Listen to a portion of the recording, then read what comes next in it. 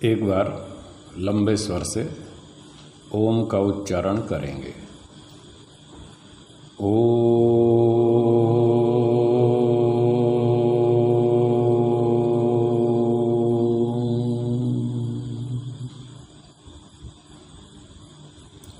उपस्थित सज्जनों एवं माताओं, हम सत्यार्थ प्रकाश के 9वें समुल्लास का अध्ययन कर रहे थे।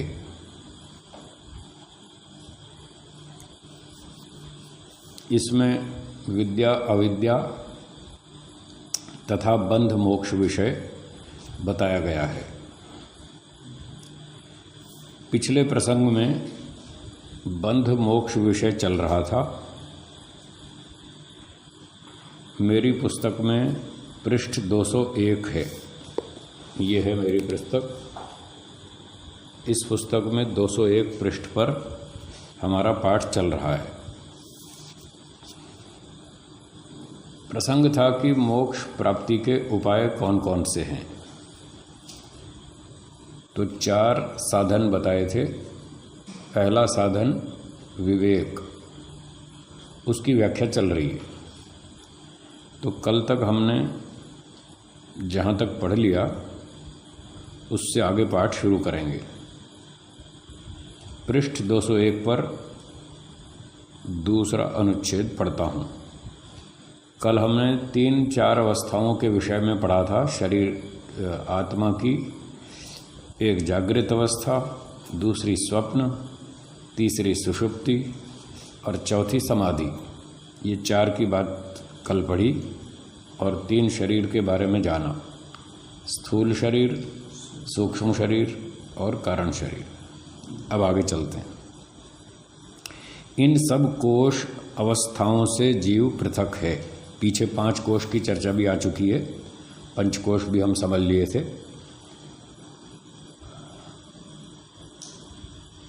अन्नमय कोश, प्राणमय कोश, मनोमय कोश, विज्ञानमय कोश और आनंदमय कोश, इनकी चर्चा हो गई। तो अब कह रहे हैं महर्षि जी, इन सब कोश अवस्थाओं से जीव पृथक है। तो जीवात्मा चेतन है, इन कोशों से अलग है, अवस्थाओं से अलग है और शरीरों से अलग है। ये सब शरीर और पंचकोश तो जड़ पदार्थ है। क्योंकि यह सबको विदित है कि अवस्थाओं से जीव पृथक है। जीव तो चेतन पदार्थ है, ठीक है। क्योंकि जब मृत्यु होता है तब सब कोई कहते हैं कि जीव निकल गया। मृत्यु होने पर शरीर में से जीव निकल गया। तो निकल गया मतलब वो शरीर से अलग है, अलग सिद्ध हो गया।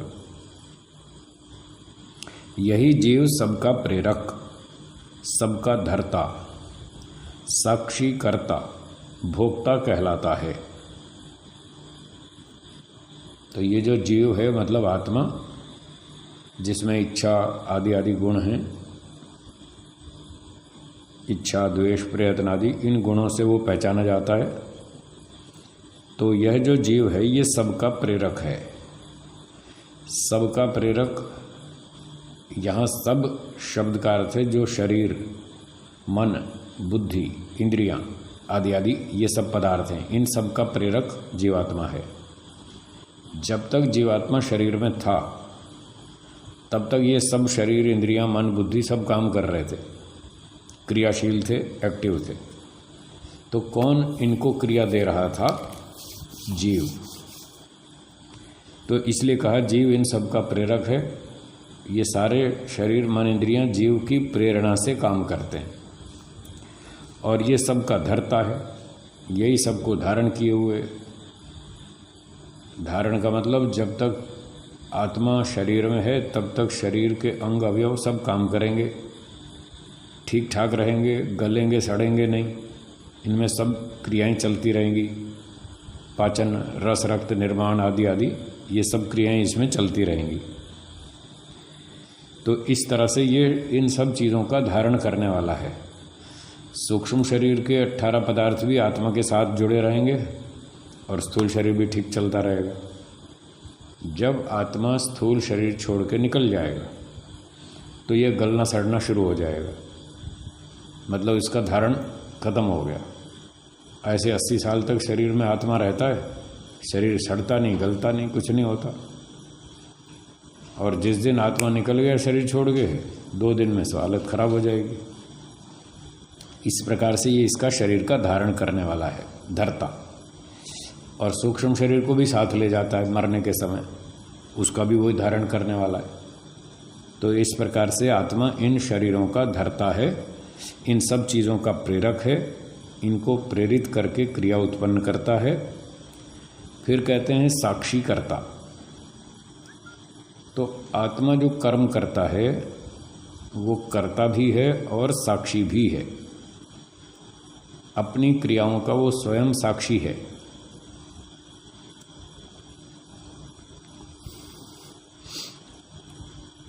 हम सब लोग कर्म करते हैं, मन से, वाणी से, शरीर से, तीनों तरह से कर्म करते हैं। इन सारे कर्मों की जिम्मेदारी हम पर है, आत्मा पर, क्योंकि मन भी जड़ है, वाणी इंद्रियां भी जड़ हैं, शरीर भी जड़ है। तो जड़ वस्तु की कोई जिम्मेदारी नहीं होती, वो अपनी इच्छा से करता ही नहीं। चेतन वस्तु अपनी इच्छा से काम करता है, इसलिए उससे जो हानि लाभ हो रहा है उसकी जिम्मेदारी चेतन पर होती है। तो आत्मा चेतन है, इसलिए आत्मा करता है। मन से भी अच्छे बुरे काम करता है, वाणी से अच्छे बुरे काम करता है, शरीर से भी सब प्रकार के अच्छे बुरे काम करता है। तो कर्ता हो गया यही जीवात्मा, और साथ में साक्षी भी है। ये बात भी ध्यान रखनी है कि हम जो कर्म करते हैं उसको हम भी तो जानते हैं हम क्या कर रहे हैं। अच्छा कर रहे हैं तो भी हमें पता है कि हम ठीक कर रहे हैं, गलत कर रहे हैं तो भी हमें मालूम है कि हम गलत कर रहे हैं। तो हम कर्म भी करते हैं और अपने कर्मों के हम साक्षी भी हैं। हाँ, स्वयं हम उसके दृष्टा हैं, उसके साक्षी हैं, और साथ में फिर भोक्ता भी है जीवात्मा। अब ये न्याय की बात है, यह कर्ता स भोक्ता, जो कर्म करे सो फल भोगे। अब कर्म की आत्मा ने, सारी जिम्मेदारी आत्मा की, भले ही वो साधनों का सहयोग ले लेता है, क्योंकि अकेला तो कर नहीं सकता, इतनी क्षमता नहीं है आत्मा में, इसलिए मन, बुद्धि, इंद्रियां, शरीर सबकी सहायता लेनी पड़ती है। सहायता लेने पर भी क्योंकि वो चेतन है, इसलिए कर्मों की जिम्मेदारी उसी के सर पे आती है, जड़ वस्तु पे कोई जिम्मेदारी नहीं है। एक व्यक्ति पेन से अच्छे अच्छे वेद मंत्र लिखता है और वो कहीं प्रतियोगिता में चला जाता है और बड़े अच्छे अच्छे मंत्र, शुद्ध मंत्र लिख के आता है, तो वो प्रतियोगिता जीत जाता है, उसको इनाम मिलता है। तो इनाम पेन को मिलता है या लेखक को? लेखक को मिलता है, पेन को थोड़ी मिलता है। जबकि मंत्र तो पेन से लिखे गए थे, तो भी उसको कोई इनाम नहीं मिला। और अगर उसने कोई गलत चिट्ठी लिख दी मुख्यमंत्री को या प्रधानमंत्री को, फिर जूते किसके पड़ेंगे? उसी को पड़ेंगे, पेन को जूते नहीं पड़ेंगे। दंड पेन को नहीं मिलेगा, उस व्यक्ति को मिलेगा। तो पेन से आप अच्छे शब्द लिखें या खराब शब्द लिखें, पेन की कोई जिम्मेदारी नहीं। अच्छे शब्द लिखने पर पेन को इनाम नहीं मिलता है और खराब शब्द लिखने पर पेन को दंड नहीं मिलता, वो जड़ है। इसलिए चेतन की जिम्मेदारी होती है। तो मन भी जड़ है, इंद्रियां जड़ हैं, शरीर जड़ है। मन, इंद्रियों से, शरीर से जो भी कर्म किया जाएगा उसकी जिम्मेदारी चेतन आत्मा पर होगी, मन पर नहीं। पर लोग बेईमान हैं, बुरा मत मानना, मैं कभी कभी कठोर शब्द जानबूझ के बोलता हूँ। क्यों बोलता हूँ कठोर शब्द? इसलिए कि वो बीमारी इसके बिना हटती नहीं। बीमारी हटाने के लिए थोड़ा चुभाना पड़ता है। कुछ चुभने वाले शब्द बोलूँगा तो लोगों को थोड़ी हलचल होगी, तो फिर वो अपना दोष छोड़ेंगे। उसके बिना लोग दोष नहीं छोड़ते, इसलिए कठोर भाषा बोलनी पड़ती है। जब व्यक्ति रोगी हो जाता है तो डॉक्टर साहब फिर बीमारी काटने के लिए कड़वी कड़वी दवाइयाँ खिलाते हैं। क्यों जी? कड़वी खिलाते हैं ना। छोटा मोटा रोग हो तो ठीक है, फिर कुछ गोली टैबलेट से चल जाता है, काम ठीक हो जाता है। लेकिन रोग बढ़ जाए तो फिर फिर इंजेक्शन लगाना पड़ता है, फिर गोली टैबलेट से काम नहीं चलता। और रोग और ज़्यादा बढ़ जाए तो फिर तो काटना ही पड़ता है, ऑपरेशन, फिर वो चुभाना पड़ता है अच्छी तरह, तब जाके बीमारी कटती है। तो दोष के निवारण के लिए भी हमें ये चिकित्सा ऐसे ही करनी पड़ती है। पहले प्रेम से कहते हैं, लोग मानते नहीं, कई बार प्रेम से समझा लेते हैं, लोग नहीं मानते, फिर हमको कड़क बोलना पड़ता है, फिर डांट लगानी पड़ती है, तब जाके छूटता है दोष। तो इसलिए लोग बेईमान हैं, मैं जानबूझ के कठोर भाषा बोल रहा हूँ। अब वो सच तो है ही, बेईमान तो है ही। क्या बेईमानी है? ये बेईमानी है कि अपना दोष होते हुए भी वो अपना दोष स्वीकार नहीं करते, वो अन्य पदार्थों पे डालते रहते हैं दोष, या तो किसी दूसरे मनुष्य पे दोष डाल देंगे, अपना दोष होते हुए भी स्वीकार नहीं करते, दूसरे पे सर पे डालेंगे, और या फिर जड़ पदार्थों के जिम्मे डाल देंगे, अपना दोष नहीं स्वीकार करेंगे, जबकि दोष उनका अपना है। मान लो संस्था में कुछ काम कर रहे थे और कई लोगों ने मिलकर काम किया और काम बिगड़ गया, रिजल्ट अच्छा नहीं आया, तो जब बैठ के मीटिंग करेंगे, भाई विचार करो ये गलती कैसे हुई, कहाँ हुई, किससे हुई, तो देखना सब अपना दोष नहीं मानेंगे, दूसरे के सर पे डालेंगे। अजी मैंने तो सलाह दी थी, इन्होंने मानी नहीं, मैं क्या करूं? अपना दोष बचा लिया, दूसरे के सर पे डाला कि मैंने तो सलाह दी थी, इन्होंने मानी नहीं, अब नहीं मानी तो भोगो, अब ये रिजल्ट आया, चाहे दोष उसका अपना ही हो। हमने ऐसे ऐसे दो व्यक्ति देखे हैं संस्थाओं में, जो अपना दोष हो तो भी दूसरे के सर पे डालेंगे, और दूसरे का तो डालेंगे ही। दूसरे ने गलती तो भी डांट लगाएंगे, और अपनी गलती होगी तो भी उसको डांट लगाएंगे, तुम ऐसे क्यों नहीं करते? अब वो बेचारा डरता है, वो छोटा व्यक्ति है, वो बड़े को बोल नहीं सकता कि साहब हमने तो ऐसा कुछ नहीं किया, आपने जो कहा था वही तो किया है। अगर वो ऐसा कह दे तो साफ हो जाए ना कि दोष तो आपका ही था, आपने जो बताया हमने वही किया है। पर उसको डर लगता है कि मैं ऐसा बोलूँगा तो नाराज़ हो जाएंगे। तो ऐसे भी विचित्र लोग देखे, आपने भी देखे होंगे, वो इतने हठी और अड़ियल होते हैं, अपना दोष स्वीकार नहीं करते और दूसरों के सर पे डालेंगे, चाहे अपना दोष हो चाहे किसी का भी। इसलिए कह रहा हूँ बेईमान लोग।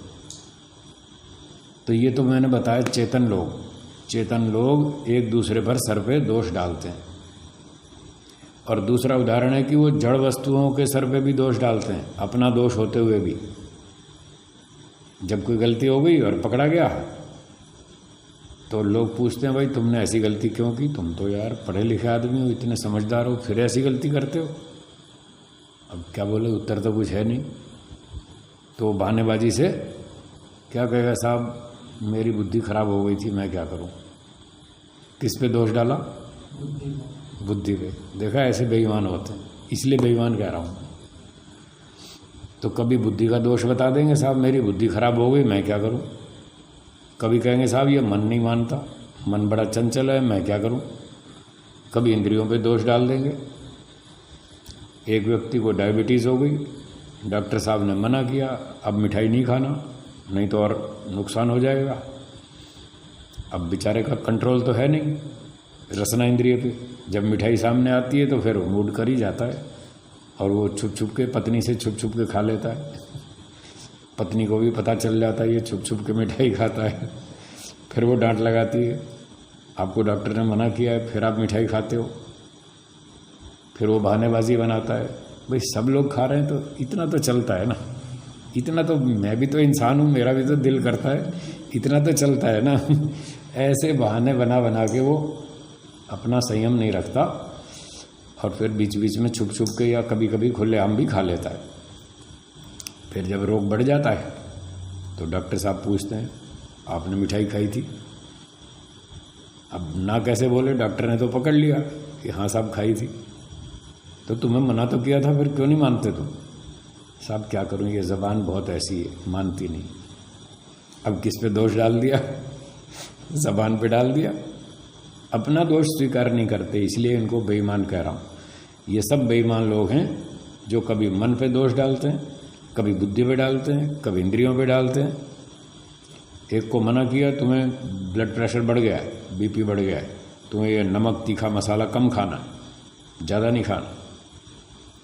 अब उसको आदत पड़ी है चटपटा खाने की बहुत सालों से, उससे रुका नहीं जाता, फिर वो खा लेता है चटपटी चीज़ें, नमक आदि ज़्यादा खा लेता है, फिर उसका बीपी बढ़ जाता है।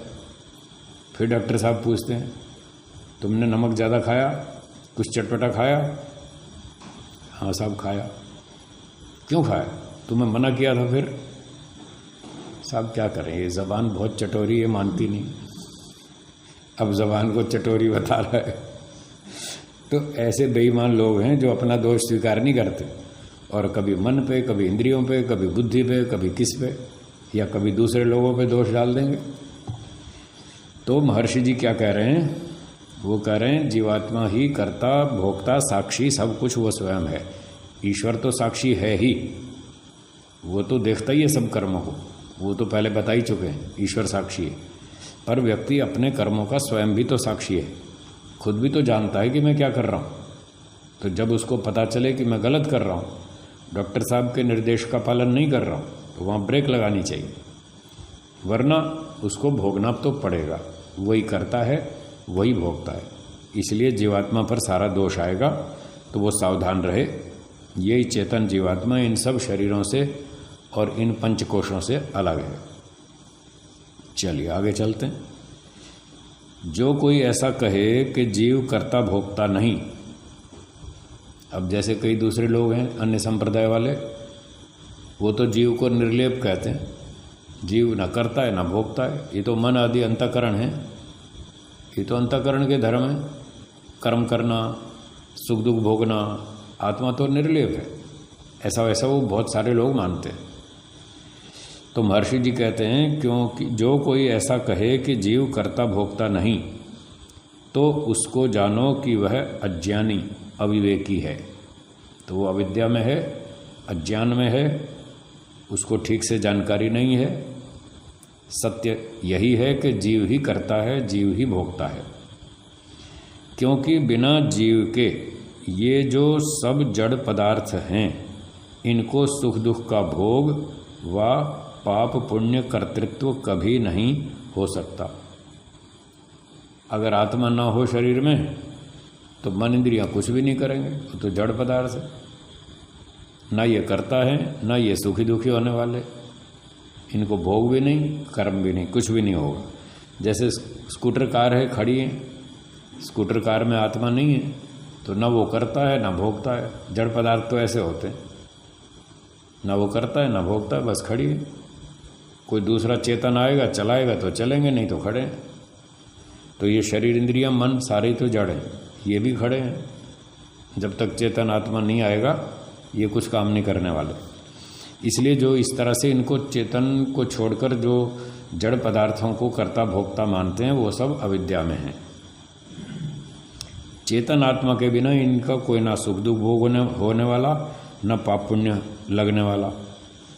हाँ, इनके संबंध से जीव पाप पुण्यों का कर्ता और सुख दुखों का भोगता है। तो मन इंद्रियों के शरीर के संयोग से फिर जीव कर्म करता है इनके संबंध से, और फिर जीव को ही पाप पुण्य लगता है।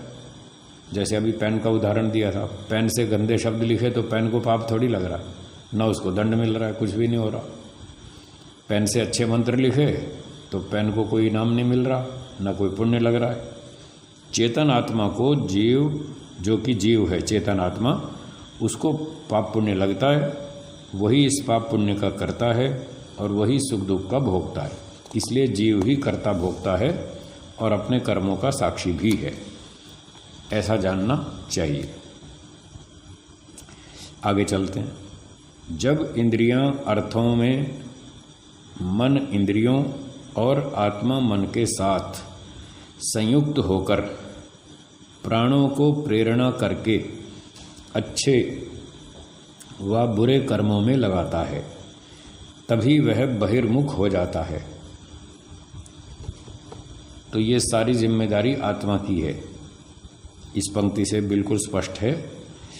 ये इस प्रकार से इंद्रियों से प्रक्रिया बतला रहे हैं। जब इंद्रियां अर्थों में, अर्थ का मतलब जो बाह्य पदार्थ हैं, रूप रस गंध वाले जो पदार्थ हैं, दाल रोटी सब्जी, देखना सुनना, खाना पीना आदि आदि।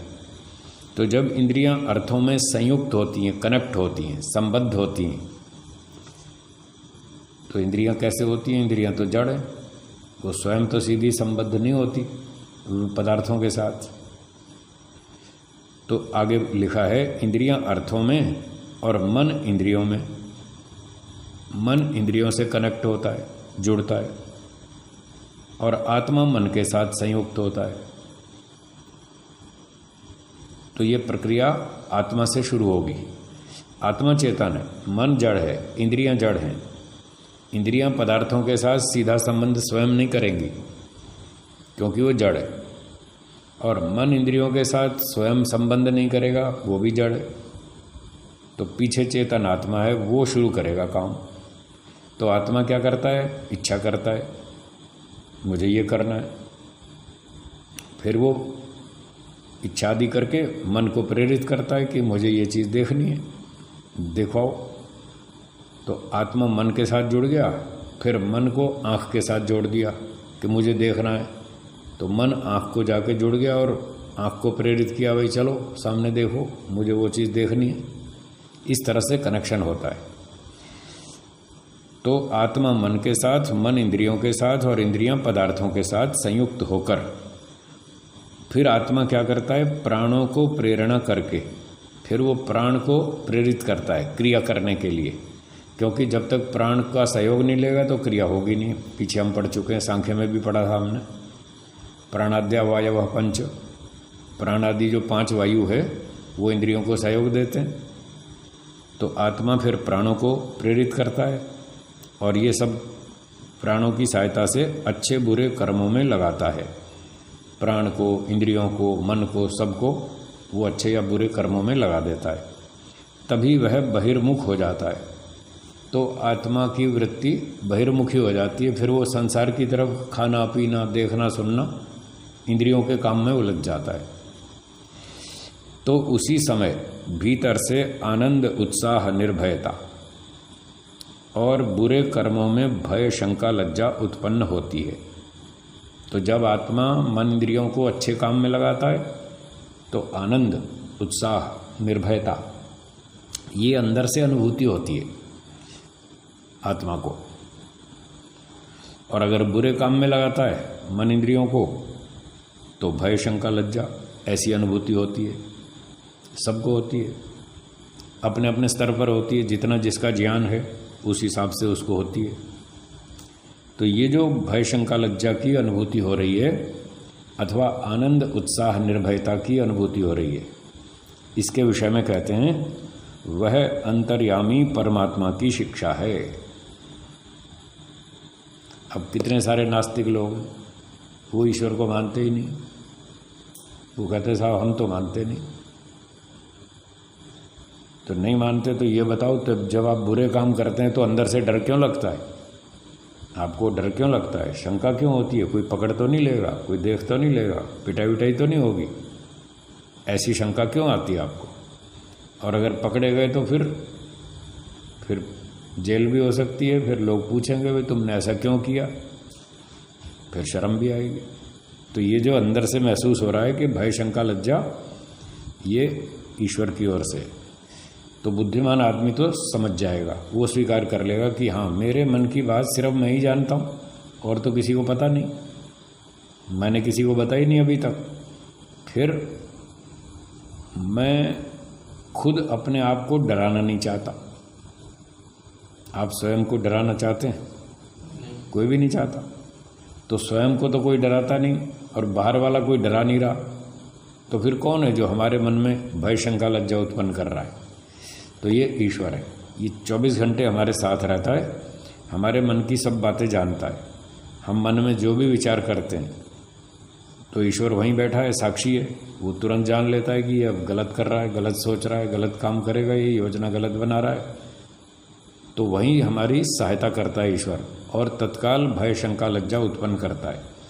24 घंटे करता है, दिन में, रात में, नगर में, गाँव में, जंगल में, बाजार में, कहीं भी चले जाओ, हर जगह हर समय ईश्वर हमारे साथ रहता है और हर समय हमको सावधान करता रहता है। इसलिए कह रहे हैं ये अंतर्यामी परमात्मा की शिक्षा है। फिर अगली बात ध्यान से सुनिए, जो कोई इस शिक्षा के अनुकूल वर्तता है, मुक्ति के साधन बताए जा रहे हैं। हाँ, जिसको मुक्ति में जाना हो तो उसको ये करना पड़ेगा, 24 घंटे सावधान। अंदर से आपको ईश्वर बहुत सहायता देता है, हर समय सूचना देता है, ये गलत काम है, ये ठीक काम है। तो जब भी हम इस प्रकार की कोई अच्छी या बुरी योजना बनाते हैं, ईश्वर हमको उस तरह की अनुभूतियाँ अंदर से पैदा करता है। महर्षि जी कह रहे हैं, जो कोई इस शिक्षा के अनुकूल वर्तता है वही मुक्ति जन्य सुखों को प्राप्त होता है। तो मोक्ष उसी को मिलने वाला है जो ईश्वर की शिक्षा पर ध्यान देता है। जिस काम में भय शंका लज्जा हो रही है वो काम नहीं करेगा। ईश्वर की सूचना है, मत करो, खतरा है, ठीक नहीं है। और अच्छे काम में ईश्वर अंदर से आनंद देता है, उत्साह देता है, तब कोई भय नहीं लगता, निर्भयता होती है। तो ये ईश्वर की बात जो ध्यान से सुनता है और इस प्रकार उसके निर्देश का पालन करता है, उसको मुक्ति मिलती है। ये मुक्ति का साधन है। तो हर समय सावधान रहना पड़ेगा। जिसको मोक्ष में जाना हो वो अपने अंदर की ईश्वर की आवाज़ को उपेक्षित ना करे, उसको इग्नोर ना करे। और आगे लिखते हैं, जो विपरीत वर्तता है वह बंधजन्य दुख भोगता है। तो उसकी मुक्ति नहीं होती। जो उल्टे काम करता है, ईश्वर ने सूचना दी तब भी लाभ नहीं उठाया, फिर भी वो गड़बड़ करता है। तो फिर ईश्वर कहता है, जब तुम मेरी नहीं सुनते तो मैं तुम्हारी क्यों सुनूंगा, हैं? जाओ तुम भी दंड भोगो।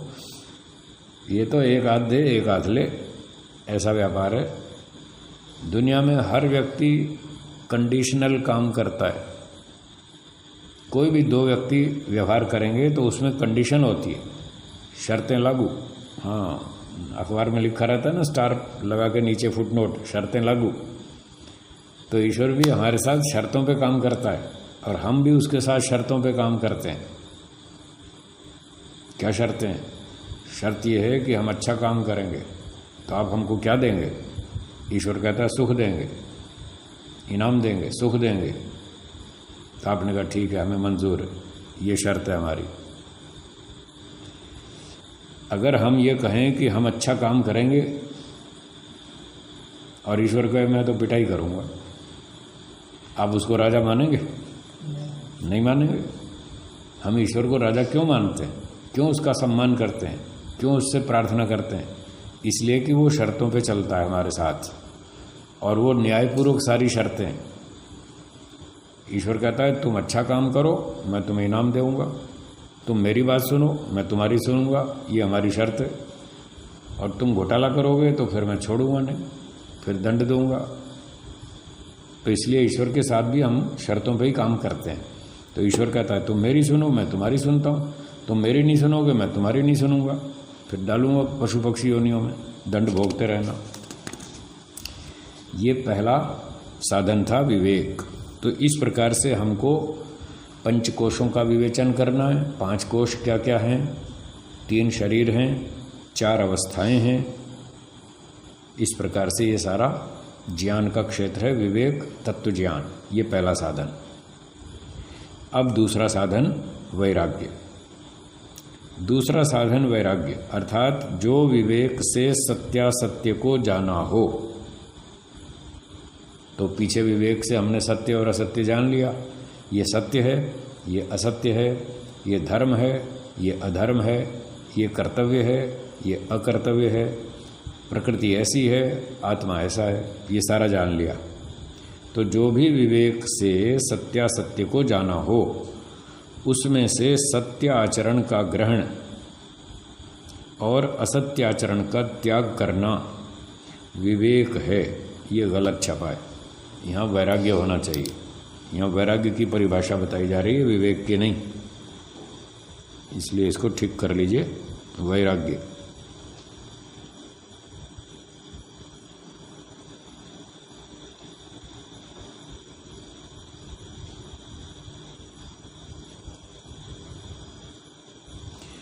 तो असत्याचरण का त्याग करना है, सत्याचरण को ग्रहण कर लेना है, ये वैराग्य है। इसको सरल भाषा में इस तरह से समझेंगे। विवेक है तत्व ज्ञान, वास्तविक ज्ञान। तो ज्ञान का नाम विवेक है। तो ज्ञान क्या है? थ्योरी। वही ईश्वर ऐसा है, आत्मा ऐसा है, प्रकृति ऐसी है, 3 शरीर हैं, 5 कोश हैं, 4 अवस्थाएं हैं, ये सारी जानकारी हो गई। और ये धर्म है, ये अधर्म है, सारी थ्योरेटिकल जानकारी सैद्धांतिक रूप से हो गई। ठीक है जी। तो ज्ञान का अर्थ क्या है? सैद्धांतिक जानकारी। और वो सैद्धांतिक इतनी अच्छी, बिल्कुल व्यावहारिक स्तर पर आने के लायक ऐसी, यानी तत्व ज्ञान, सिर्फ शाब्दिक ज्ञान नहीं। शाब्दिक ज्ञान और तत्व ज्ञान में अंतर है। चलिए थोड़ा ये भी बता दें। शाब्दिक ज्ञान का अर्थ होता है कि कोई बात हमने शब्दों से तो समझ ली, ठीक समझ ली। जैसे मैंने अभी उदाहरण दिया था, डॉक्टर साहब ने कहा भाई तुमको बीपी हाई हो गया है तो अब नमक कम खाना, मिर्ची मसाले कम खाना। तो शाब्दिक ज्ञान तो हो गया उसको, ठीक है, मिर्ची कम खानी, नमक कम खाना, मसाला कम खाना। जिसको डायबिटीज़ हो गई उसको मना कर दिया, मीठा नहीं खाना, बहुत थोड़ा खाना। तो शाब्दिक ज्ञान तो हो गया, पर उसके बाद भी वो पालन नहीं कर रहा है। तो जो पालन नहीं कर रहा है और वो कहता है मुझे मालूम है कि मेरा बीपी बढ़ गया है तो मुझे नमक मसाला कम खाना है, तो ये शाब्दिक ज्ञान है। जानता ठीक है लेकिन वैसा आचरण नहीं करता, तो उसके जो ज्ञान का स्तर है वो शाब्दिक ज्ञान कहलाता है। अब एक व्यक्ति को शाब्दिक ज्ञान हो गया, ठीक ठीक समझ लिया, फिर उसने वैसा आचरण भी किया। जैसा डॉक्टर साहब ने बताया कि अब आपको बीपी बढ़ गया है तो आप नमक मसाला कम खाना, उसने कम खा दिया, ज़्यादा नहीं खाया, कंट्रोल से खाया। तो जैसा बताया वैसा किया, जैसा समझ में आया, जैसा बताया वैसा ही किया। अच्छा आप मिठाई नहीं खाना, नहीं खाता है वो। क्यों नहीं खाता है? क्योंकि बता दिया है कि अब मिठाई खाओगे तो तुम्हारी आंखें खराब हो जाएंगी, तुम अंधे हो जाओगे। अब उसको अंधा होने से डर लगता है, इसलिए वो समझ में आ गई उसके कि मैं तो अंधा हो जाऊंगा, अब नहीं खाऊंगा, उसने बंद कर दी। तो जैसा जाना ठीक ठीक जाना और वैसा आचरण किया, इसका नाम है तत्व ज्ञान। इसको तत्व ज्ञान कहते हैं। तो विवेक का अर्थ है तत्व ज्ञान, शाब्दिक ज्ञान नहीं। तो विवेक से हमने क्या जाना कि सत्य बोलना चाहिए, झूठ नहीं बोलना चाहिए। वेद में मना कर रखा है ईश्वर ने, झूठ मत बोलो, सत्य बोलो, न्याय से व्यवहार करो, अन्याय मत करो, सम्मान से व्यवहार करो, अपमान मत करो। तो शाब्दिक ज्ञान हो गया। लेकिन हम व्यवहार में फिर गड़बड़ करते हैं। यदि ऐसा करते हैं कि फिर सम्मान से बात नहीं करते, न्याय से बात नहीं करते, झूठ बोलते हैं, छलकपट करते हैं, धोखा देते हैं, अन्याय करते हैं, जबकि हमें पता है कि ये सब गलत है और फिर भी गलतियां कर रहे हैं, तो ये शाब्दिक ज्ञान हुआ। और जब हमें पता है कि झूठ नहीं बोलना और झूठ नहीं बोलते, सत्य बोलना है, सत्य ही बोलते, तो ये जो हमारा ज्ञान का स्तर है इसका नाम है तत्व ज्ञान। तो महर्षि जी क्या कह रहे हैं? विवेक से जो कुछ आपने सत्य असत्य को जाना कि सभ्यता से बोलना है, असभ्यता नहीं करनी, छल कपट नहीं करना, न्याय से बात करना, तो इसको इसमें से सत्य आचरण का ग्रहण करो। तो जो सत्य बात बताई थी कि सभ्यता से बोलो, इसको ग्रहण करो, जीवन में उतारो, प्रैक्टिकल करो। तो तत्व ज्ञान हो गया थ्योरी और वैराग्य हो गया प्रैक्टिकल। ये मतलब वैराग्य का तात्पर्य है प्रैक्टिकल करो, सम्मान से बोलो, सभ्यता से बोलो, पूरा आचरण ठीक ठीक करो, और जो असत्य आचरण है उसका त्याग करो। झूठ नहीं बोलना है, नहीं बोलेंगे, छल कपट नहीं करना है, नहीं करते, ये है वैराग्य। ठीक है, समझ में आ गया? तो ज्ञान और क्रिया, ज्ञान का नाम तत्व ज्ञान, वो विवेक, और क्रिया ये आचरण, वैराग्य। अब आगे लिखते हैं, जो पृथ्वी से लेकर परमेश्वर पर्यंत पदार्थों के गुण कर्म स्वभाव से जानकर उसकी आज्ञा पालन और उपासना में तत्पर होना, उससे विरुद्ध न चलना, सृष्टि से उपकार लेना विवेक कहलाता है। यहाँ भी वही गड़बड़, यहाँ भी वैराग्य शब्द आना चाहिए, गलत छपा है। तो ये प्रसंग वैराग्य का चल रहा है और ये भी सारा प्रैक्टिकल की बात चल रही है जो अब बताई। पृथ्वी से लेकर परमेश्वर पर्यंत पदार्थों के गुणकर्म स्वभाव से जानकर, यानी पृथ्वी से लेकर परमेश्वर पर्यंत। पृथ्वी स्थूल पदार्थ है, पंचमहाभूत में सबसे स्थूल कौन है? पृथ्वी। और ईश्वर सबसे सूक्ष्म है। तो महर्षि दयानंद जी बहुत जगह पर इस तरह से लिखते हैं, परमेश्वर से लेकर परमेश्वर पर्यंत। इसका तात्पर्य है स्थूल पदार्थ से लेकर सूक्ष्म तक, A to Z, अंग्रेजी में कहते हैं A to Z, सब आ गया, इसमें कुछ नहीं छूटा। तो यानी सभी पदार्थों को ठीक ठीक जानो, उनके गुणक्रम स्वभाव से उनको ठीक ठीक जानो और जानकर उसकी आज्ञा का पालन और उपासना में तत्पर होना, ईश्वर की आज्ञा पालन करना व्यवहार में, और सुबह शाम बैठ के ईश्वर की उपासना करना, ध्यान मेडिटेशन करना, उससे विरुद्ध न चलना, ईश्वर आज्ञा के विरुद्ध काम नहीं करना, सृष्टि से उपकार लेना। तो ये जड़ पदार्थ हैं सृष्टि के, भोजन वस्त्र मकान आदि, इनसे लाभ लो अपना मोक्ष प्राप्ति के लिए, समाज सेवा के लिए, समाधि लगाने के लिए, परोपकार के लिए, सब अच्छे कर्मों के लिए सृष्टि के पदार्थों से लाभ लो। इनको लक्ष्य नहीं बनाना, इनका जो सुख मिलता है उस सुख को लक्ष्य नहीं बनाना। अगर सुख को लक्ष्य बना लिया, भौतिक चीज़ों का सुख, तो फिर इसी में उलझ जाएंगे, ईश्वर छूट जाएगा, मोक्ष वोक्ष कुछ नहीं होने वाला। ये सब लोग यहीं तो अटके हुए। संसार के लोगों ने प्रकृति से प्राप्त होने वाले सुख को अपना जीवन का लक्ष्य बना लिया, बस यहीं उलझ के रह गए। जिसको मोक्ष में जाना है उसको यहाँ नहीं उलझना। सांसारिक पदार्थों का उपयोग सिर्फ इस भावना से करें कि जीवन रक्षा ठीक होती रहे, खाना पीना मिलता रहे, शरीर स्वस्थ रहे, बलवान रहे, आयु लंबी हो। और ये सब क्यों कर रहे हैं? हम इससे पढ़ाई करेंगे, ध्यान उपासना करेंगे, परोपकार करेंगे, सेवा करेंगे, मोक्ष की तैयारी करेंगे, मोक्ष प्राप्ति के लिए पुरुषार्थ करेंगे, इसलिए खाना पीना, इसलिए सब भौतिक चीज़ों का उपयोग करना। पंखा, cooler, AC, scooter, car, train, हवाई जहाज, किसी भी साधन का उपयोग करो, ये प्रकृति साधन है, साध्य नहीं। साध्य तो मोक्ष है।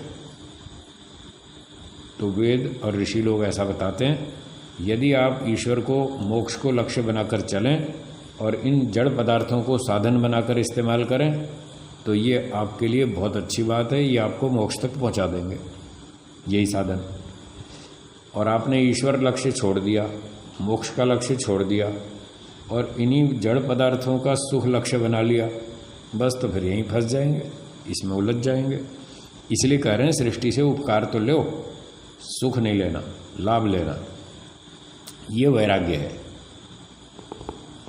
और जो इसको सुख को लक्ष्य बनाएगा उसको राग होगा और यहाँ फंस जाएगा। इसलिए राग से बचना है, वैराग्य प्राप्त करना है। ये दूसरा साधन हो गया। हाँ जी, वैराग्य समझ में आ गया ना। तो तत्वज्ञान ये विवेक है और उसका प्रैक्टिकल आचरण वैराग्य। आगे चलते हैं। तत्पश्चात तीसरा साधन षट्क संपत्ति, अर्थात 6 प्रकार के कर्म करना। ये षट्क संपत्ति तीसरा साधन है। जिसको मोक्ष प्राप्त करना हो उसको ये साधन अपने अंदर धारण करने पड़ेंगे। इन साधनों की सहायता से ही मोक्ष हो पाएगा। तो षट्क संपत्ति में 6 प्रकार के कर्म बताए हैं। पहला, 1 शम, जिससे अपने आत्मा और अंतःकरण को अधर्म आचरण से हटाकर धर्म आचरण में प्रवृत्त रखना। तो ये शम नाम का एक साधन है। षट्क संपत्ति में एक पहली संपत्ति है शम। तो शम का अर्थ क्या बताया? आत्मा और अंतःकरण, ये 2 चीज़ें याद रखें, आत्मा और अंतःकरण। तो आत्मा और मन आदि को, अंतःकरण को अधर्म से हटाकर, आत्मा को अधर्म से हटाओ, झूठ नहीं बोलना, चोरी नहीं करना, छल कपट नहीं करना। झूठ, छल, कपट, चोरी अधर्म है। तो आत्मा को यहाँ से हटाना है, अर्थात अपनी ऐसी इच्छाओं को नष्ट कर देना है, छोड़ देना है। इच्छा तो आत्मा की है सारी, आत्मा चेतन है, इच्छा गुण चेतन में होता है, जड़ में तो होता नहीं। तो जितनी बुरी इच्छाएं हैं आत्मा में उठती रहती हैं, इनको हटाओ, तो आत्मा अधर्म से हट गया। और आत्मा जो इच्छाएं प्रकट करता है उसका साधन है मन। मन में सारी इच्छाएं पैदा करता है वो। जो मन में इच्छाएं पैदा होती हैं वो मन की नहीं है। यहाँ पर लोग बहुत भ्रांति में, क्या बता, एक भ्रांति बताता हूँ लोगों की। लोग क्या समझते हैं कि साहब हमारे अंदर से एक दो आवाज़ें आती हैं, एक मन की और एक आत्मा की। मन की आवाज़ तो ये होती है, तू चोरी कर ले, घोटाला कर ले, छल कपट कर ले, धोखा दे ले, अन्याय कर ले। मन की आवाज़ तो ऐसी है। और आत्मा की आवाज़ जो है वो ठीक होती है। आत्मा रोकती है, नहीं नहीं ये गलत काम है, ऐसा मत करो, झूठ मत बोलो, छल कपट मत करो, चालाकी मत करो। ये आत्मा की आवाज़। और पहले वाली बेईमानी की आवाज़ मन की। ये लोगों को भ्रांति है। मन की कोई आवाज़ नहीं होती है, मन तो जड़ है।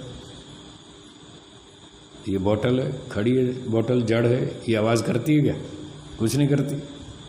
टेबल कुर्सी कोई आवाज़ नहीं करती, वो तो जड़ पदार्थ है, उसको पता ही नहीं। तो मन भी जड़ है, उसकी कोई आवाज़ नहीं होती। जो मन की आवाज़ के नाम से लोग बोल रहे हैं, जिसको मन की आवाज़ कह रहे हैं, वो मन की नहीं है, वो आत्मा की है। मन तो जड़ है, वो बेईमान थोड़ी है। बेईमान तो आत्मा है, उसमें अविद्या है। वो अपनी अविद्या के कारण, स्वार्थ के कारण वो गलत इच्छाएं पैदा करता है और गलत विचार करता है, गलत योजनाएं बनाता है। तो जिसको लोग मन की आवाज़ कह रहे हैं वो मन की नहीं है, वो आत्मा की है।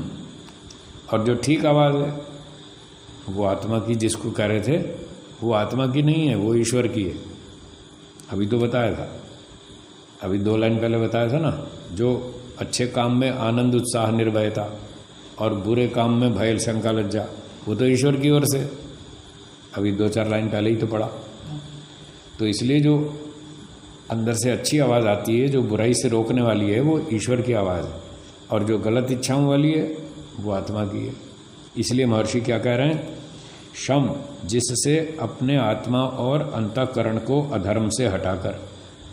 तो अंतःकरण जो मन है, इच्छाएं तो आत्मा की हैं, परंतु प्रकट होती हैं मन में। मन की सहायता के बिना आत्मा कुछ कर नहीं सकता। मन, बुद्धि, इंद्रियां, सारे साधन चाहिए उसको, तभी कुछ कर पाएगा।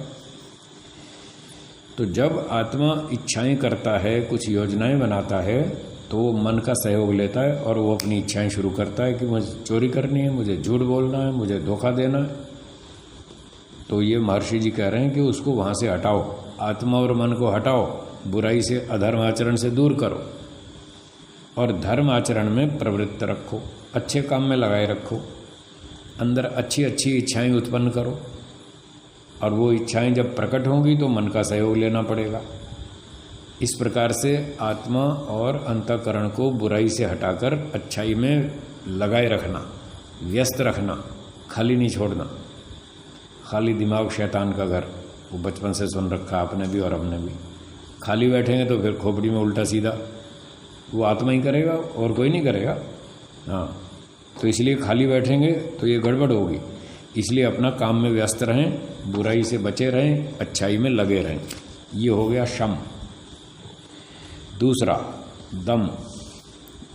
दम का अर्थ है दमन करना, जिससे श्रोत्रादि इंद्रियों और शरीर को व्यभिचार आदि बुरे कर्मों से हटाकर जितेंद्रियत्वादि शुभ कर्मों में प्रवृत्त रखना। 2 चीज़ें पिछली बात में थी, 2 चीज़ें इस बात में। शम, आत्मा और मन को बुराई से हटाना। दम, इंद्रियों और शरीर को बुराई से हटाना। ठीक है ना, तो दो दो याद कर लीजिए, आसान हो जाएगा याद करना। शम में किन दो को हटाना बुराई से? आत्मा और मन को, आत्मा और अंतःकरण, ये दो सूक्ष्म तत्व हैं पहले वाले। इन दो को शांत रखना, बुराई से हटाना, शम। और अब ये स्थूल है, इंद्रियां और शरीर। इंद्रियों और शरीर को बुराई से बचाना और अच्छाई में लगाना, ये दम हो गया। तो दम का अर्थ है दमन करना, कंट्रोल करना, रोकना। तो श्रोत्रादि इंद्रियों को, कान, आँख, नाक, जितनी भी इंद्रियां हैं, इनसे बुरे काम नहीं करना। कान से गंदे गीत नहीं सुनना, अश्लील बातें नहीं सुनना, गंदी बातें नहीं सुनना। आँख से गंदे दृश्य नहीं देखना, अश्लील दृश्य नहीं देखना, उससे आँख को, कान को, सब इंद्रियों को बचाना। और शरीर को व्यभिचार आदि पाप कर्मों से बचाना, अधर्म कर्मों से, बुरे कर्मों से हटाना। और शरीर इंद्रियों को कहाँ लगाना? जितेंद्रियत्वादि शुभ कर्मों में प्रवृत्त रखना। तो इंद्रियों पर विजय प्राप्त करना, उनका कंट्रोल रखना, अच्छे काम में लगाना, पढ़ना, वेदों को पढ़ना, दर्शनों को पढ़ना, अच्छा साहित्य पढ़ना, कान से अच्छी बातें सुनना, अच्छे उपदेश सुनना, अच्छी चर्चाएं सुनना जो हमारे लिए मोक्ष में सहायक हों, और बेकार की फालतू बातों से बच के रहना। लोग जब फुर्सत में बैठेंगे वो सरकारी बातें शुरू कर देंगे, राजनीति की बातें शुरू कर देंगे और मारधाड़ की बातें शुरू कर देंगे, खामखा टाइम खराब कर रहे हैं। तो इन फालतू बातों से बचो, मन इंद्रियों को अच्छे काम में लगाओ, शरीर को अच्छे काम में लगाओ। शरीर से यज्ञ करो, ध्यान करो, उपासना करो, स्वाध्याय करो, सत्संग करो, अच्छी चर्चा करो। इस प्रकार से इंद्रियों और शरीर को अच्छे काम में लगाए रखना, बुरे काम से हटाए रखना, यह है दम। दूसरा, षट्क संपत्ति में दूसरी बात। तीसरा, उपरति। उपरति, जिससे दुष्ट कर्म करने वाले पुरुषों से सदा दूर रहना। उपरति, उससे उपेक्षा। उपरति का अर्थ है उपेक्षा, रति का अर्थ है राग। उपरति वैराग्य, उससे दूर रहना। किससे? खराब लोगों से। जो दुष्ट लोग हैं, चोरी करते हैं, झूठ बोलते हैं, धोखा देते हैं, अन्याय करते हैं, शोषण करते हैं, छल कपट करते हैं, आतंकवादी हैं, इस तरह के बुरे बुरे काम करते हैं, चोरी, डकैती, स्मगलिंग, लूटमार आदि इस तरह के काम करते हैं। तो ऐसे दुष्ट कर्म करने वाले पुरुषों से सदा दूर रहें, उनसे संपर्क न करें, उनके साथ बैठना, उठना, खाना पीना, मित्रता, दोस्ती रखना, इससे बचें। नहीं तो वो आपको अपने का साथ काम में उलझा लेंगे और वो फिर कोयले की दलाली में मुँह काला होता ही है। तो कोयले वालों के साथ रहेंगे तो अपना भी मुँह काला ही होगा, इसलिए उससे बच के रहना है। तो बुरे कर्म करने वाले मनुष्यों से दूर रहें, झगड़ा भी नहीं करना और राग भी नहीं करना, न राग न द्वेष, उपेक्षा करनी, उनसे बच के रहो, बस संपर्क मत करो। चौथी बात है तितिक्षा। तितिक्षा मतलब सहनशीलता। चाहे निंदा, स्तुति, हानि, लाभ कितना ही क्यों ना हो, परंतु हर्ष शोक को छोड़ मुक्ति साधनों में सदा लगे रहना, यह है तितिक्षा, सहनशीलता। लोग आपकी निंदा भी करेंगे, कोई स्तुति भी करेगा, कोई आपके दोष बताएगा, कोई गुण बताएगा, कोई ठीक ठीक बताएगा, कोई झूठे आरोप भी लगाएगा, कोई बढ़ा चढ़ा के भी प्रशंसा कर देगा। लोग बढ़ा चढ़ा के, कई लोगों को ऐसी आदत होती है, जब किसी की प्रशंसा करेंगे तो वो 10 रुपये का आदमी है, उसको 30 रुपये का बताएंगे, उसके 3 गुने गुण बढ़ा देंगे। ऐसी लोगों की आदत होती है। फिर जब वो दोष बताएंगे तो 10 रुपये का दोष है तो वो भी 30 रुपये का ही बताएंगे, 3 गुना बढ़ा के बताएंगे। तो ऐसे लोगों से दूर रहना चाहिए, बच के रहो। फिर भी कोई बात नहीं, कोई निंदा चुगली करे तो उसकी चिंता नहीं करना, उसको सहन करना। एक घटना याद आ गई, सुना दूं बीच में, फ्रेश हो जाएंगे। तो एक नेताजी थे, तो नेताजी की मृत्यु हो गई। तो उनका वो शांति सभा चल रही थी, अंत में लोग आते हैं ना श्रद्धांजलि देने शांति सभा में, तो बहुत सारे लोग आए, नेताओं के तो बहुत परिचित होते हैं। तो जो जो अच्छे अच्छे वीआईपी लोग थे वो आगे माइक पे उनकी श्रद्धांजलि देने लगे, तो उनके अच्छे अच्छे गीत गाने लगे कि नेताजी ऐसे थे, नेताजी वैसे थे, वो बड़ा दान करते थे, गरीबों की रक्षा करते थे, फलाना करते थे। अब सामने उनकी पत्नी और बेटा भी बैठा था, वो भी तो सभा में शामिल था ना, शांति सभा है पिताजी की, तो बेटे को भी बैठना पड़ता है। तो उसकी पत्नी और बेटा दोनों बैठे थे, और जो भी आए वो नेताजी की बड़ी प्रशंसा करे। अब वो सुन रहे थे दोनों, तो सुनते सुनते जब इतनी प्रशंसा हो रही थी, तो उसकी पत्नी ने कहा, नेताजी की पत्नी ने अपने बेटे से कहा कि बेटा ये मरने वाला तेरा बाप था या कोई और था? ये किसके गीत गा रहे हैं? तेरा बाप मरा है, कोई और मरा है? कौन मरा है? तेरे बाप में इतने गुण तो नहीं थे जितने ये गीत गा रहे हैं। पर होता तो ऐसा ही, तो कोई स्तुति करता है, कोई निंदा करता है। वो 10 रुपए के गुण को 30 रुपए का बढ़ा के बोल देगा, और जो 10 का दोष है वो 30 का दोष बता देगा। तो महर्षि जी कह रहे हैं चाहे कोई निंदा करे चाहे स्तुति करे, चाहे आपका 10 रुपए का दोष है उसको उतना ही बताए, 10 रुपए का ही बताए, अथवा 10 का 30 कर दे, उसकी परवाह मत करो, उसकी चिंता मत करो, उस पर शोक नहीं करना, दुखी नहीं होना, बोलने दो, कुछ फर्क नहीं पड़ता। किसी के बोलने से आपका कुछ नहीं बिगड़ता।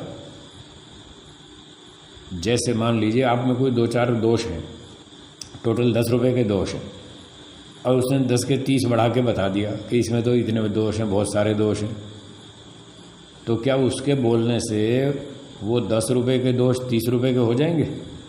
नहीं होंगे। उसके बोलने से तो कुछ भी नहीं हुआ, वो तो जो है सो है, उतना ही रहेगा। अब इसको उल्टे पक्ष में देखिए, आप में गुण हैं 10 रुपए के और उसी ने बढ़ा चढ़ा के 30 रुपए के कर दिए, तो क्या 30 का दो गुण बताने से वो 10 का 30 थोड़ी हो जाएगा? वो भी उतना ही रहेगा। तो उसके बोलने से क्या फ़र्क पड़ा? कुछ भी नहीं, बोलने दो, ऐसे सोचना, तो आपके अंदर सहन शक्ति आ जाएगी। ये बोलता बोलने दो, उसकी बात सुनो ही मत, उस पर कोई ध्यान नहीं देना। तो चाहे वो निंदा करे चाहे स्तुति करे, उसकी ओर ध्यान नहीं देना। स्तुति करे तो खुश नहीं होना, तो बोल रहे ना, हर्ष शोक को छोड़कर, हर्ष प्रसन्नता। कोई आपकी स्तुति करे तो खुश नहीं होना, और निंदा करे तो दुखी नहीं होना, क्योंकि जो भी वो आपके गुण बताएगा, क्या वो गुण आपके हैं? तो फिर काहे को खुश हो रहे? जब आपके तो गुण है ही नहीं, वो तो सब ईश्वर ने दिए। ईश्वर की कृपा से हमारे अंदर 2, 4, 5, 7 जो भी गुण आए वो हमारे नहीं हैं, ईश्वर की कृपा से आए, माता पिता के सहयोग से आए, उनके आशीर्वाद से आए, गुरुजनों के आशीर्वाद से आए, उनकी तपस्या से आए, मेहनत से आए, समाज के लोगों ने बहुत सहयोग दिया, तब जाके 2-4 गुण आए। तो उसमें हमारा रोल तो बहुत थोड़ा है, बाकी तो इन सब लोगों का है। तो गुणों की कोई प्रशंसा करे तो फूलना नहीं, खुश नहीं हो जाना, वो आपके हैं ही नहीं। ऐसे सोचेंगे तो ना तो आपको कभी अभिमान आएगा कि मैं इतना गुणवान हूँ, मैं इतना बलवान हूँ, मैं इतना धनवान हूँ। धन बल विद्या का कोई गुण, कोई अभिमान कभी नहीं आएगा, क्योंकि वो आपका है ही नहीं। ठीक है ना? तो जब अपना है ही नहीं तो उसकी प्रशंसा का सुख हमको क्यों लेना? हमारा है ही नहीं, तो जिसका है उसके हवाले करो, उसके हिस्से में डालो। और अगर कोई दोष बताता है तो दोष जो है सो है, यदि वो सही दोष बता रहा है तो स्वीकार करो कि हाँ साहब ये तो गलती है, उसको स्वीकार करो, उसको दूर करो। और अगर झूठा आरोप लगाता है तो टेंशन की बात ही नहीं, जब दोष तो है ही नहीं, फिर दुखी क्यों हो रहे? उसके कहने से वो दोष आ नहीं जाएगा। तो ये है उपाय जो ऋषि लोग समझाते हैं। इस तरह से आप हर्ष और शोक दोनों छोड़कर अपने काम में लगे रहो, मुक्ति साधनों में सदा लगे रहना, अपने काम में लगे रहो, मुक्ति की प्रयास करते रहो, पढ़ाई लिखाई ध्यान उपासना व्यायाम दिनचर्या खान पान जो भी है उचित वो सब करते रहो। किसी के व्यवहार से हमें कोई थोड़ी हानि हो गई तो भी चिंता नहीं है, कभी किसी से हमको लाभ हो गया तो ठीक है। लाभ होने पर खुश नहीं होना, हानि होने पर दुखी नहीं होना, चिंता नहीं करना, आपका कुछ है ही नहीं। जो हानि हो गई वो संपत्ति आपकी नहीं थी, ईश्वर की थी, दूसरों ने दी थी, आपकी नहीं थी, इसलिए आपकी कोई नष्ट नहीं हुई। एक व्यक्ति ने कहा ठीक है जी, हमारी तो नहीं थी पर हमने मेहनत की, उसके बदले में हमको मिली, फिर तो हम अधिकारी हो गए ना उसके। मैंने कहा हाँ हो गए। आपने मेहनत की, 100 रुपये कमाए, अब वो 100 रुपये आपकी संपत्ति है, आप उसका उपयोग करें। किसी ने आपके छीन लिए 20 रुपये 50 रुपये, तो आप कहेंगे साहब ये तो मेरी थी ना, मैंने मेहनत से कमाई थी और मेरी छीन ली। तो ठीक है, लौकिक दृष्टि से वो छीन ली और इसका उसको दंड भी मिलेगा, वो अपराधी है। पर आध्यात्मिक दृष्टि से देखें तो वो 100 रुपये आपके नहीं थे, वो तो ईश्वर की कृपा से, समाज, माता पिता, गुरुजनों की व्यवस्था से आपको मिले थे। आप इस 100 रुपये के मालिक नहीं थे, इसके प्रयोग करने के अधिकारी थे। आपको शरीर दिया ईश्वर ने, मन बुद्धि इंद्रियां दी, संपत्ति दी, सारे माता पिता बहुत अच्छी अच्छी सुविधा दी। आप इन चीज़ों का प्रयोग करने के अधिकारी हैं, इनके मालिक नहीं हैं। जैसे लोग कहीं होटल में ठहर जाते हैं, धर्मशाला में ठहर जाते हैं, उसका भाड़ा देते हैं और ठहरते हैं, वो होटल के मालिक नहीं होते। सिर्फ होटल के कमरे का प्रयोग करने का अधिकार दिया गया उनको, मिल्कियत नहीं दी गई। 3 दिन रहेंगे, अपना भाड़ा देंगे और आगे चल देंगे। तो जैसे वो व्यक्ति होटल का कमरा भाड़े पर लेता है, उसका मालिक नहीं होता, ऐसे ही हमने ये मकान भाड़े पर ले रखा है, हम मालिक थोड़ी हैं, मालिक तो ईश्वर है। ऐसे ही जो संपत्ति मिली, हमने थोड़ी मेहनत कर दी, हमको उसका फल मिल गया। तो वो जो फल मिला, हम उसके मालिक नहीं हैं, प्रयोग करने के अधिकारी हैं। और उस संपत्ति को कोई छीन गया तो जो इसका मालिक है उसको शिकायत कर देंगे, देखो साहब आपकी संपत्ति छीन ले गया हमसे, आपने हमको दी थी, हमने मेहनत की थी और फल के रूप में आपने हमको दी थी, हम उसका प्रयोग कर रहे थे, वो छीन के ले गया, आप ज़रा देखो इसको संभालो। तो उसकी शिकायत ईश्वर को कर देंगे। अब बताइए ईश्वर उसको देखता है या नहीं देखता है? हाँ जी, देखता है ना। जो हमारी मेहनत की कमाई छीन कर ले गया, उसका प्रयोग करने का अधिकार हमारा था। हम अपनी इच्छा से दान दे सकते हैं पर कोई हमसे छीन नहीं सकता है। दान देना ईश्वर ने कह रखा है, वो हम दान देते रहते हैं, जितनी क्षमता है, जितना सामर्थ्य है, उतना हम देते रहते हैं। और कोई ज़बरदस्ती हमसे छीन लेगा तो ये उसने ईश्वर आदेश का भंग किया, तो हम ईश्वर को शिकायत कर देंगे, ये हमारी संपत्ति छीन ले गया, अब आप इसका करो निपटारा, योस्मान द्वेष्टि तंबो जम्भे ददमा, ईश्वर की कोर्ट में डालो। ईश्वर उसको देखता है। जब ईश्वर उसके देखता है अपराध को कि इसने छीन लिया, इसने झूठा आरोप लगाया, इसने फालतू बदनाम किया, ईश्वर सारे कर्मों को देखता है, तो ईश्वर उसका न्याय करेगा या नहीं करेगा? जिसने हमारी संपत्ति छीन ली, हमारी हानि की, उसको दंड देगा। और जो हमारी संपत्ति छिन गई, जो नुकसान हुआ, ईश्वर उसकी पूर्ति करेगा या नहीं करेगा? करेगा। यदि नुकसान की पूर्ति ना की जाए तो न्याय थोड़ी हुआ। न्याय तभी तो होता है ना, जिसके पैसे माल चोरी हो गया तो फिर उसको वापस मिलना चाहिए, तो ही तो न्याय है। तो ईश्वर न्यायकारी है। जिसने हमारी हानि की उसको दंड देगा, जो हमारी हानि हुई उसकी पूर्ति ईश्वर कर देगा। अब क्या टेंशन है? अब क्यों दुखी है? इसलिए कह रहे हैं दुखी मत हो। कोई हानि कर दे तो भी चिंता नहीं है, ईश्वर बैठा है। हाँ, शर्तें लागू, शर्तें लागू। आपको अपनी संपत्ति की सुरक्षा स्वयं करनी है। आप बस में देखो, ट्रेन में देखो, वहाँ लिखा है यात्री अपने सामान की सुरक्षा स्वयं करें। हाँ, वो आपकी जिम्मेदारी। तो जो भी ईश्वर की व्यवस्था से हमको धन, बल, विद्या, बुद्धि, शरीर, साधन मिले हैं, इनकी सुरक्षा आपको पूरी करनी है। उसके बाद फिर अगर कोई चुरा ले जाता है, नुकसान करता है, तब वो अपराधी बनेगा और ईश्वर फिर उसको दंड देगा, हमारे नुकसान की पूर्ति कर देगा। इस शर्त पे नुकसान की पूर्ति होगी।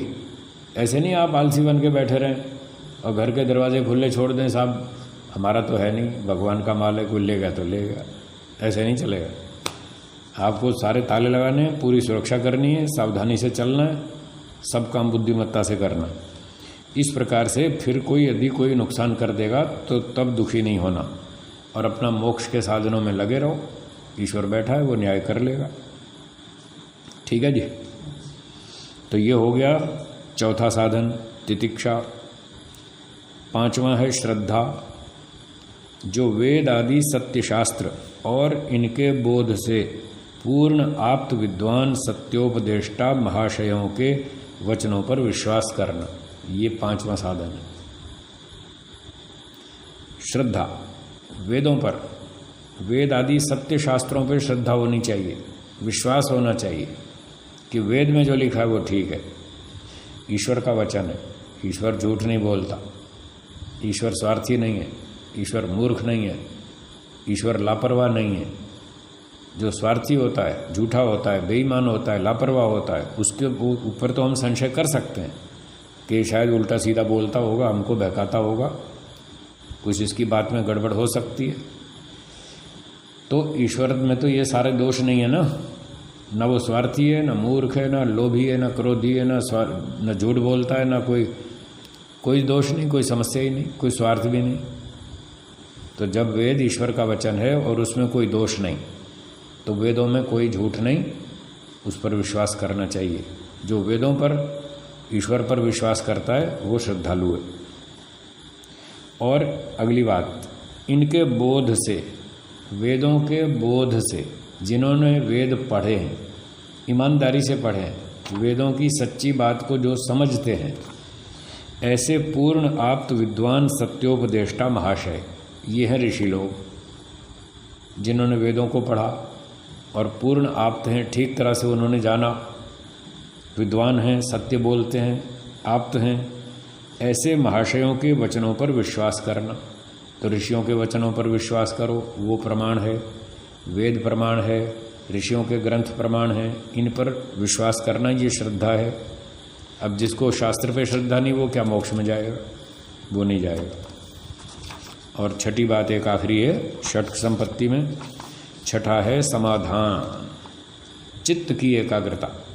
मन को एकाग्र करना सीखो।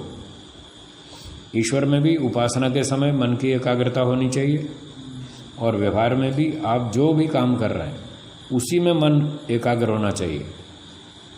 बीच बीच में भटकना नहीं चाहिए। पढ़ रहे हैं तो पूरा दिमाग पढ़ाई में होना चाहिए, व्यायाम कर रहे हैं तो व्यायाम में, भोजन कर रहे हैं तो भोजन में, और जो भी काम कर रहे हैं, यज्ञ कर रहे हैं तो यज्ञ में पूरा ध्यान होना चाहिए, और जब उपासना करें तो उपासना में। ये मन की एकाग्रता छठा साधन है समाधान। सम्यक आधानम, मनसः सम्यक आधानम, मन को अच्छी तरह से स्थिर करना, एकाग्रता। ये 6 मिलकर एक साधन तीसरा कहलाता है। तो तीसरा साधन था षट् संपत्ति। ये 6 चीज़ें मिलकर के एक साधन हो गया। पहला साधन क्या था? विवेक। दूसरा वैराग्य। तीसरा षट् संपत्ति। षट् संपत्ति में 6 चीज़ें। पहली शम, दूसरी दम, तीसरी उपरति, चौथी तितिक्षा, पांचवी श्रद्धा, छठी समाधान। तो ये 6 चीज़ें अपनाएं और मोक्ष की तैयारी करें। चलिए समय हो गया, एक बार ओम का उच्चारण करेंगे। ओम।